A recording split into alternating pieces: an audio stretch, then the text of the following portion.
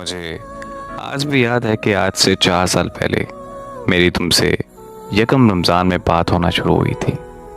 एक wrong number से मुझे मैसेज आया, एक दूसरे का तारुफ करवाया। तारुफ करवाते करवाते कब अच्छे दोस्त बन गए पता ही नहीं चला। मुझे आज भी याद है कि उस पहले रमज़ान की सहरी में तुम्हारा मुझे मैसेज आना, फिर सहरी से नमाज तक बात होना और फिर दोपहर से अफ्तारी तक तुम्हारा बात करना।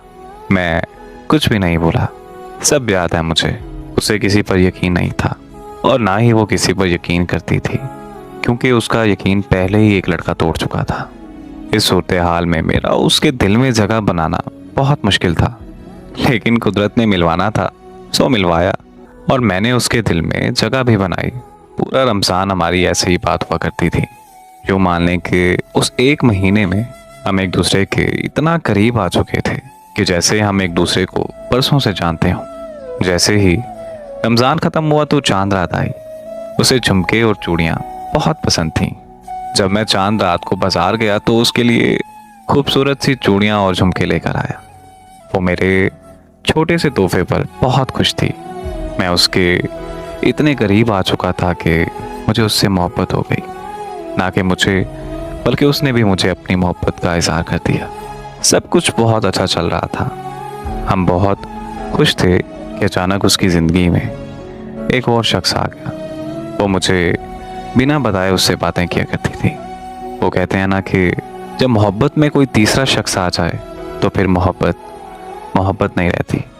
मुझसे ये बर्दाश्त नहीं हुआ तो मैंने अपने कदम पीछे हटा लिए और उसे ये कहकर खैराबाद कह दिया कि मैं एक तरफा मोहब्बत ही निभा लूँगा। गलत फहमी थी या फिर कुछ और, मैं नहीं जानता, लेकिन मुझसे ये सब बर्दाश्त नहीं हुआ कि मेरे होते हुए उसकी ज़िंदगी में कोई और आए। और मुझे उसका इस बारे में ना बताना भी इस बात का इशारा था कि शायद वो मुझसे खुश नहीं। इसी वजह से मैंने अपने कदम पीछे हटा लिए। आज भी मैं उसे बहुत याद करता हूँ।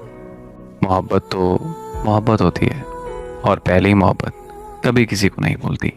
आज उससे बिछड़े 4 साल गुजर गए। मेरी साल के किसी महीने में भी वो याद ताज़ा नहीं होती जो उसकी याद माह रमज़ान में ताज़ा होती है। माह रमज़ान गुजरता है तो चांद रात आती है।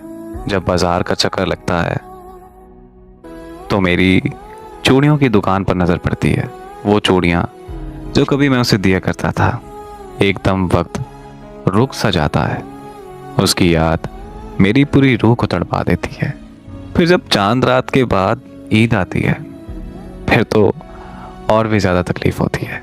वो अपने प्यारे प्यारे हाथों पर मेहंदी लगाती, उसमें मेरा नाम लिखती, प्यारे प्यारे कपड़े पहनकर अपनी तस्वीरें भेजती। क्या क्या बताऊं, किन दर्द भरी यादों से गुजरता हूं मैं। अब खुद को संवारना भी अच्छा नहीं लगता। नए कपड़े पहनने का भी दिल नहीं करता। किसी से ईद मिलने का भी दिल नहीं करता। यहाँ तक कि दोस्तों के साथ घूमने भी नहीं जाता। जब वो मेरी ज़िंदगी में थी तब मैं ईद मनाया करता था, और अब जब से उसका वजूद मेरी ज़िंदगी से ख़त्म हुआ है, ऐसा लगता है कि मेरी ज़िंदगी भी ख़त्म हो गई है। मैं उसे बुरा नहीं कहता। मुझे आज भी उससे बेइंतहा मोहब्बत है और मैं आज भी उसके लिए दुआ करता हूँ कि वो जहाँ भी रहे खुश रहे और उसे ऐसी हज़ारों ईदें नसीब हों।